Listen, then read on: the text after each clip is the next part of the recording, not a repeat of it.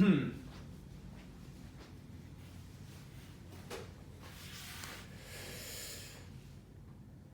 evening, this is Kyle Byron, the Toronto Nutritionist, and this video is about stress eating. Today is March 15th, 2020, and tomorrow it sounds like there's going to be some major policy changes around our ability to go to work or shop or see our friends and family. And it's one of the most stressful times, I think, in our nation's history. Is that too much to say? I don't know. It's a pretty stressful time. We can agree to that. The feeling of stress often leads to some sort of coping mechanism, whether it's yelling or gambling or overeating. And in my line of work, we deal with overeating. So here are some tips to avoid stress eating. The most important thing is to stop the impulse. You'll feel these impulses, and if you are a mindless sort of mind, the impulses just roll over you and you'll act out on your impulses again. And that works for people with a temper or their other sort of issues or whatever. It's this impulse that we have to control.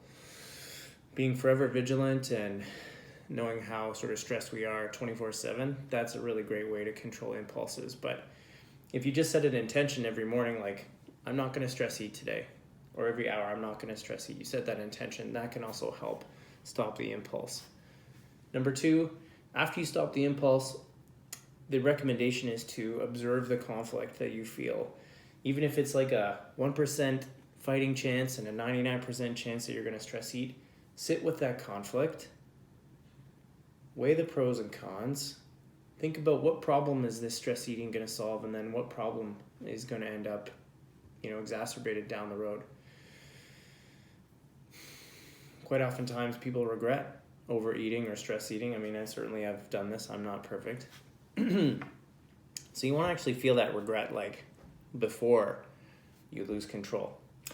The third thing, and this is a bit of effort, maybe beyond what people are willing to do, but you simply write down your experience, your chances of increasing your relationship with food, your chances of controlling this impulse, your chances of not stress eating improve dramatically.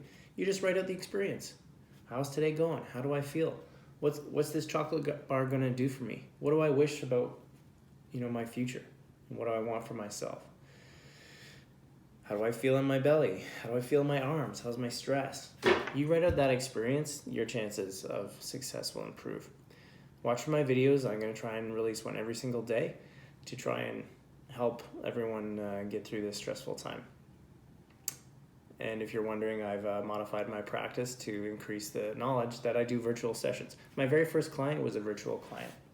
And so I can still help people. If you're interested in speaking about your nutrition, I can still do that virtually. Everyone stay positive. Good luck, and good luck with your eating. And reach out to me if you have any questions or if you need anything.